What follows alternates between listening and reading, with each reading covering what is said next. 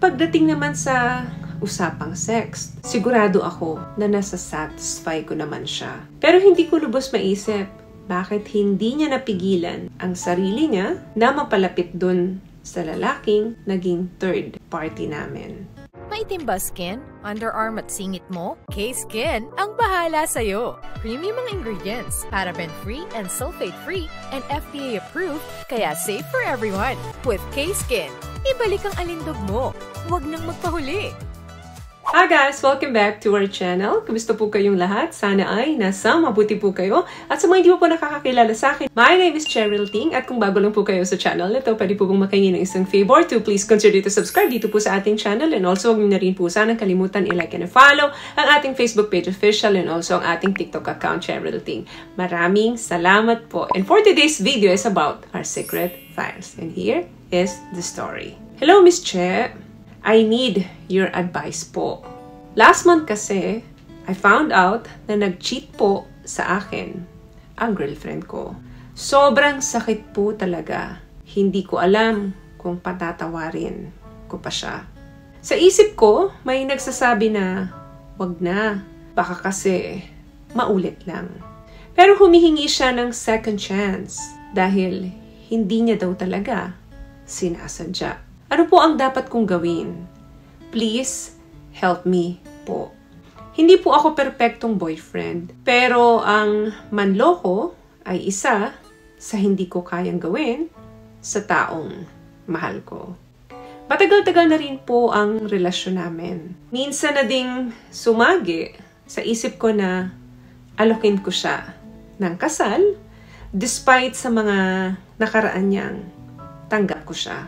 At pagdating naman sa usapang sex, sigurado ako na nasa-satisfy ko naman siya.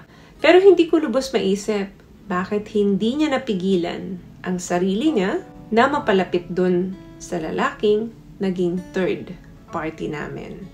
Please enlighten me, Miss Che, in your own opinion. Maraming salamat po. Alam mo, yung pain na nararamdaman mo ngayon ay pwede natin maihantulad yan kapag tayo ay nawawalan ng miyembro ng pamilya. Ganun po maile-level yung sakit na nararamdaman natin kapag tayo ay niloloko ng mga taong mahal natin kasi hindi naman talaga natin akalain na gagawin ito sa atin. Kaya lahat ng sakit na nararamdaman mo ngayon ay valid. Tanging taong mahal lamang natin ang may kakayanan na manakit sa atin ng sobra-sobra. Kasi kung hindi mo naman mahal yan, hindi ka naman talaga masasaktan ng ganyan. In my own opinion, ang babae, bago magloko yan, nag-iisip muna ng maraming beses yan. Pipigilan niya muna ang sarili niya hanggat kaya niya. Kasi ang mga babae po, kadalasan, hindi ko naman po nilalahat, sila ay nag-cheat dahil may nararamdaman na sila doon sa ka-third party. Unlike sa mga kalalakihan, mostly, hindi rin po ito pangkalahatan, kadalasan ay tawag ng laman lamang or libog lamang. Kaya pag nawala ang libog, madalas pinagsisisihan. Pero once na dumating uli ang libog ng katawan, mag-cheat na naman. So mostly, dahil in-hit lamang ang mga kalalakihan kapag sila ay nag-cheat. Ang mga babae po ay hindi. Ang babae, kapag nag-cheat yan, alin lang sa dalawa. Maaring hindi na siya in love sa'yo or in love siya doon sa ka-third party. The moment na pinili ng isang babae, nagbigay na siya ng desisyon na mag-cheat na siya, that means wala na siyang pagmamahal nung time na yun sa'yo. At doon siya in love sa ka-third party. Hindi ko po nilalahat ito. Ito ay based on my own opinion. What I love about this product, itong No More Dark Secret ng K-Skin, bukod sa may advanced whitening na siya, na kung saan pwede niyang matulungan na pumuti yung mga singit-singit mo, moisturizing, meron siyang anti-irritation, antibacterial, maintain healthy pH level. Hindi lang pambabae, meron din po tayong pang-lalaki. Kasi ang isang taong tunay na nagmamahal, hindi ka kayang lokohin yan.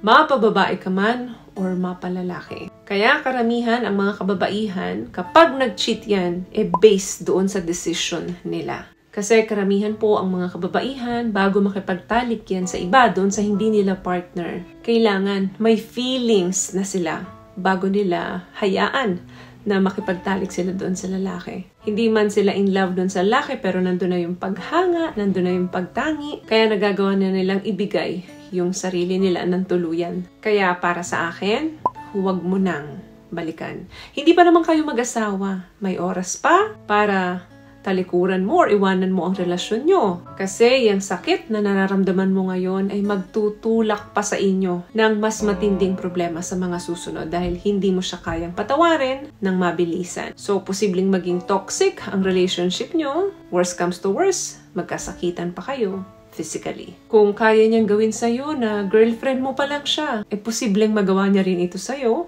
kapag mag-asawa na kayo. Mas mahihirapan na kayong humiwalay once kayo ay pumasok na sa marriage. Kaya masakit man ito, pero isipin mong blessing ito.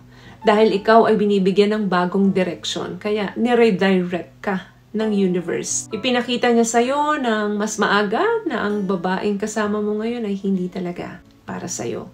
Masakit man ito, pero kailangan mong tanggapin. Kasi oras na nagloko ang babae, nagdesisyon na yan. Not to be with you anymore. Bakit mo pa ipipilit? Bakit mo pa aayusin yung mga bagay na alam mong malabo ng maayos? Minsan kasi, kailangan lang natin talagang masaktan ng todo para magising tayo sa katotohanan. Wag na wag mo rin sisisihin ang sarili mo. Kailanman, hindi naging lisensya na ang pagkukulang ng isang tao sa kapartner niya na pwede mo nang lokohin ang partner mo. Tandaan, ang cheating po ay isang desisyon na gumugol ng oras, ng panahon bago mo gawin. Kaya lahat ng pagkakataon ay nasa kanya bago niya ito iganawa. Pero sa huli, pinili pa rin niya na lokohin ka at saktan ka. Kaya palayain mo na siya at muli mong buuhin ang sarili mo para sa darating na tamang tao para sa'yo ay buo ka. At maibibigay mo ang totoo mong pagmamahal.